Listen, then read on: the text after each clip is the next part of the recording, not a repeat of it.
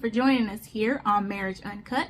My name is Letitia, and we'll be discussing things that happen within marriages and relationships that we all go through, but we can go through them here together. Make sure to like and subscribe so you won't miss out on any upcoming episodes that come out every Friday, so we can go through this thing together.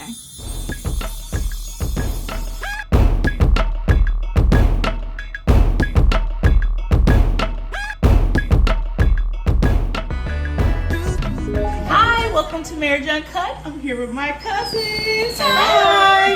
All right, we're going to talk about marriage, and we're going to talk about relationships, and we're going to get the scoop on how to make it work and things that don't, what we need to change. So let's get right to it. All right. So let us know your name. Where you're from. Just your first name. Where you're from. My name's Michelle. I'm from California. Callie in the house. Callie in the house. And how long you've been married and what you want to let the people know about? I've been with my husband for 10 years, married for 8. Yes. I'm a mommy of 3. And OMG. OMG is right. There are some OMG moments. Lots. Okay.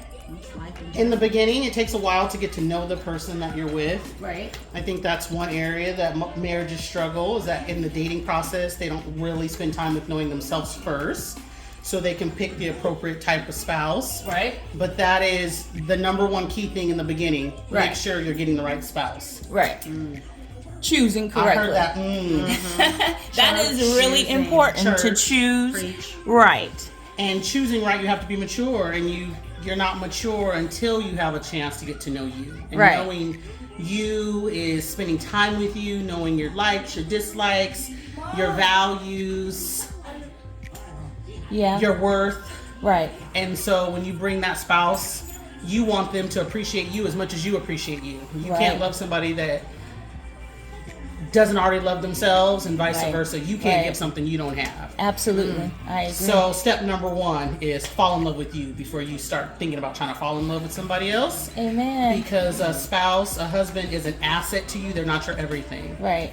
And sometimes women that haven't spent time with them, they're looking for the man to fulfill them. So when he fails her, she feels like everything's falling apart. But when you're already all about you, then you give space for imperfections, because that's humanity. Exactly. Right? But if I could have done it all over, I would have done it different. And because I can't do it all over, I want other people to know how to do it. Right. So they can save themselves some of the heartaches. Right. Absolutely. Mm-hmm. Right. You hear that, guys? That's absolutely right. Boom, boom, boom, boom. Okay. But you do grow, and you are healed, but you just have to take longer to get there. Because you're still kind of going through other things as well. Mm-hmm. So, and I'm behind the camera. I know you guys hear me, but it's okay. You're still going through other things as well, which makes it harder. But you have to take time for yourself and get yourself on the right page, because it'll be difficult to grow with your spouse if you're dealing with hurts. It really is. Yeah, and their hurts too, and their hurts, because now you got their trash bag, your trash bag, and then any other trash bag. And you're trying to unpack it and get rid of it, but more is being added. Mm-hmm. So it's really you got to stay on top of it, because those are the mountains and the molehills. I don't know if you guys are old enough for that, where your molehills turn into mountains if you don't take care of the small things. They turn into bigger things. Yeah, they might not be old enough, because you guys know that I'm a grandmother. I'm older. I know these things, but just playing. So introduce yourself. This is another cousin. Hi, and how long you been married? Where you from? First name? Laretha. I'm also welcome you guys. Callie. I live in Virginia now. My husband's active duty Navy, so we have been serving for a whole marriage. Thank you for his service. Years. This awesome. Summer. Woo!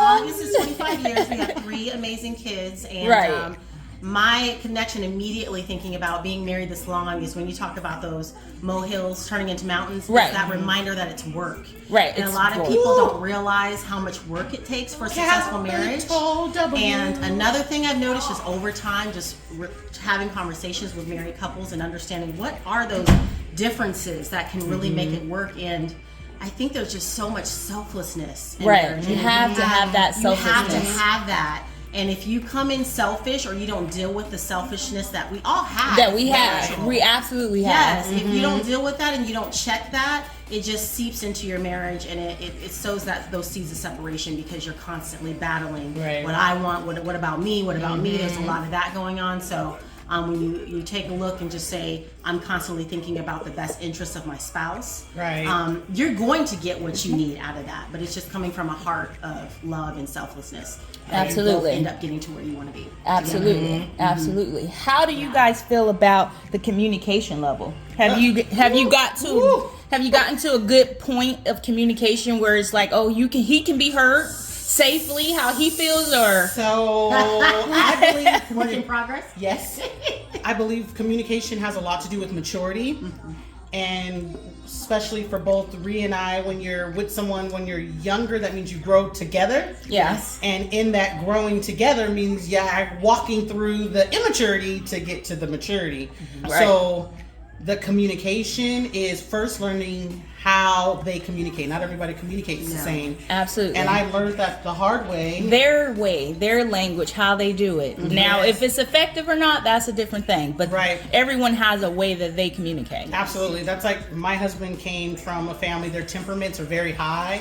So when my mother-in-law talks, it sounds like she's screaming. I'm like, oh, good. Right. The passion behind it. So he tends to talk big, elevated, and then he's big, so it makes a lot coming from the voice. Which conversation for me may appear as though he's screaming, but he's like, I'm talking.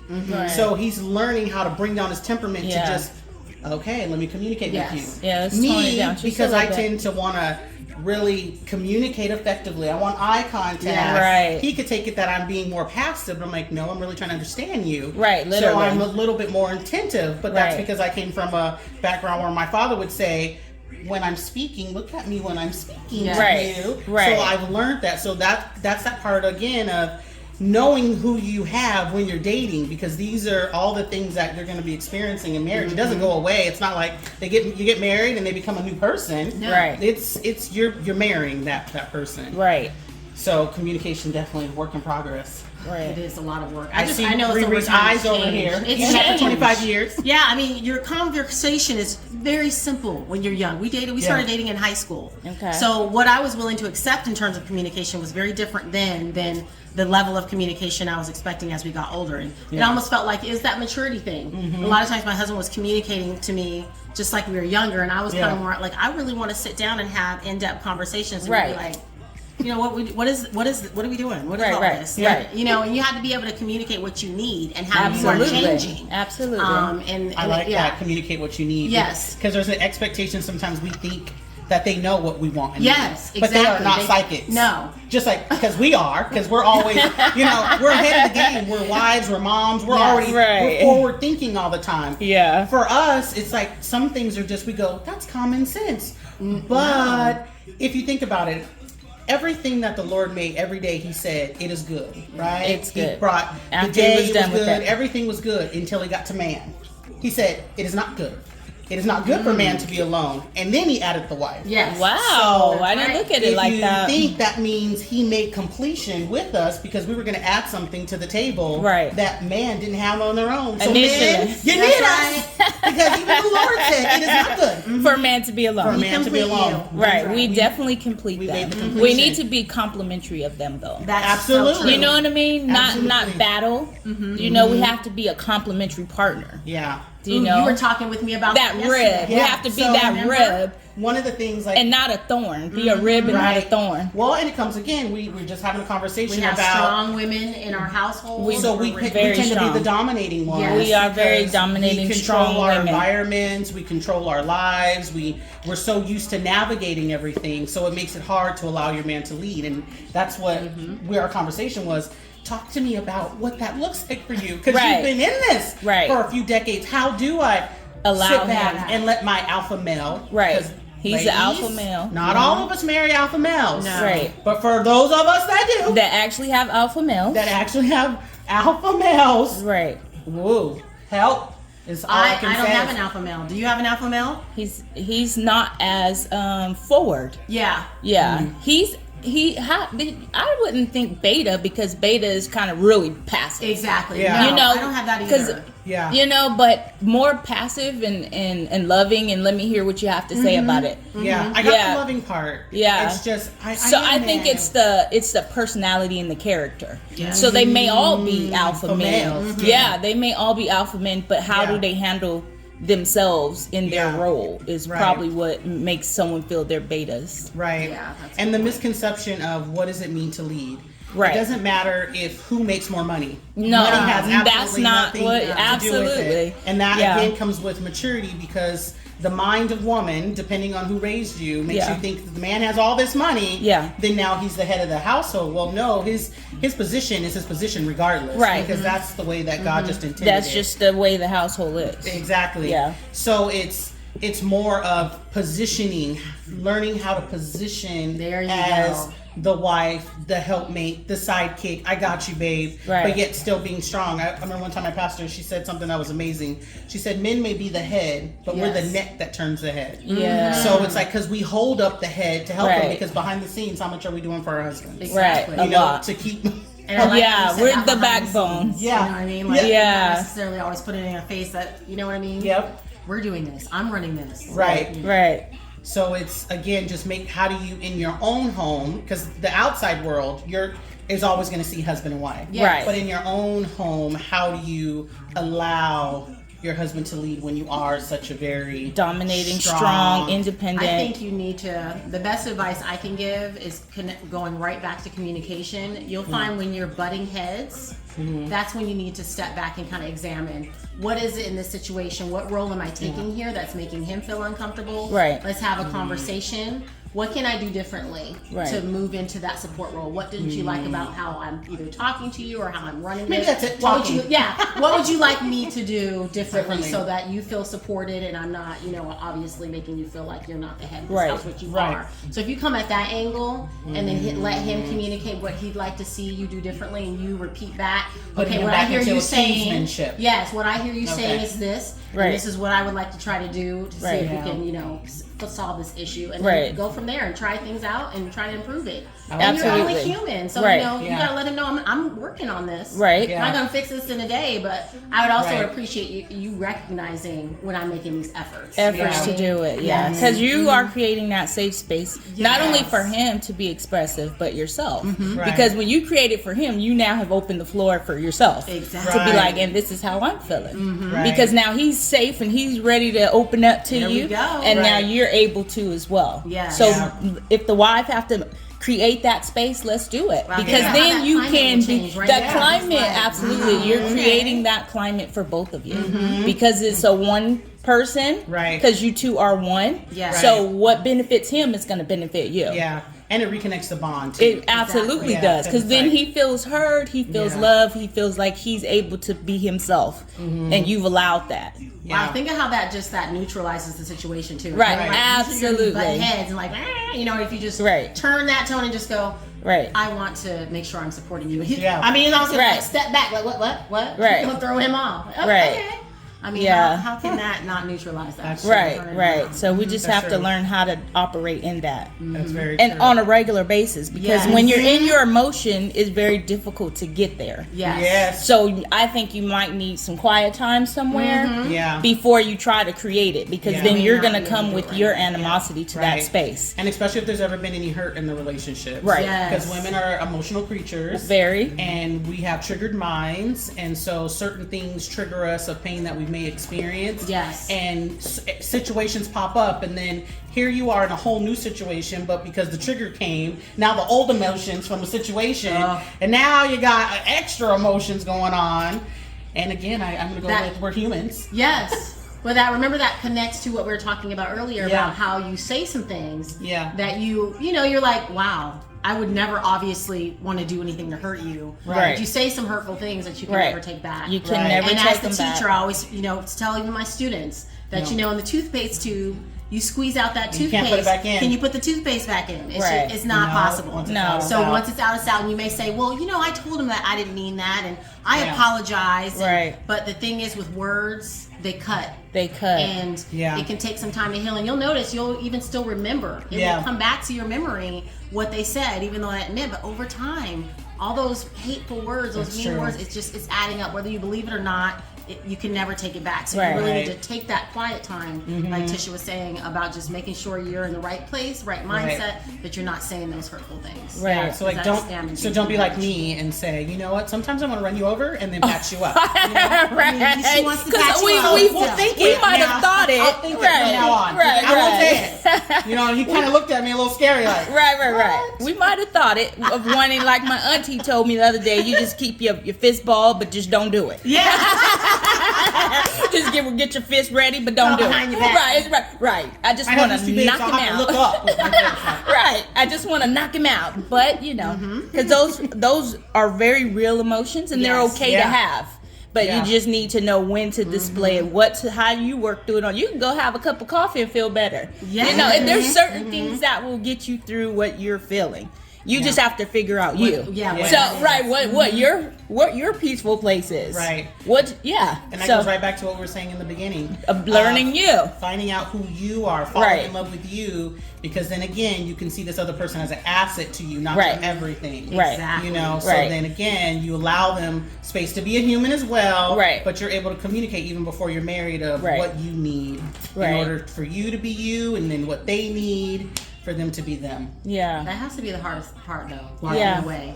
I mean, when you're in the heat, like, that takes some time. It does. Because you can get there. Especially like me, I have a very strong personality, so I want to get that word out. Like, I gotta say this. Get the last word. Yeah. Right. And then don't have text wars. You know, my thumbs many a times. I mean.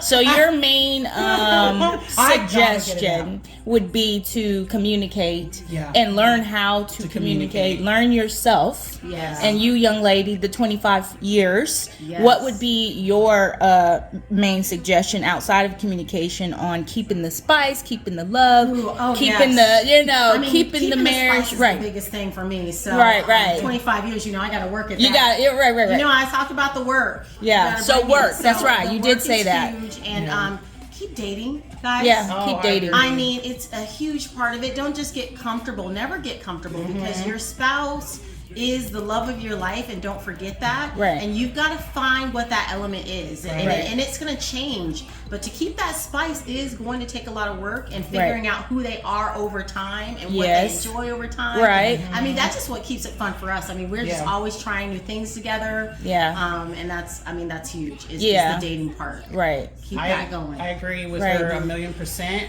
We have little ones, but we date every single month. We have a nice support group, a family that helps with watching the kids. Right. So even if it's a one-nighter date, or we're just going out to dinner, there's certain things he likes to do, like bowling. Doesn't happen to be my favorite thing, but he likes it, so it's fun when we do it together. But that's your bestie, right? Right. So do things they enjoy and you enjoy, and work at it. Right. Enjoy it. Because it's not all about us. It's not all about one person. So we can't just do just what she wants to do, or just what he wants to do. Right. That's that selflessness again. Right. So you have to find a way to incorporate their emotions and their feelings too. So I agree with that 100%. And pet names help with spiciness. Oh, pet names?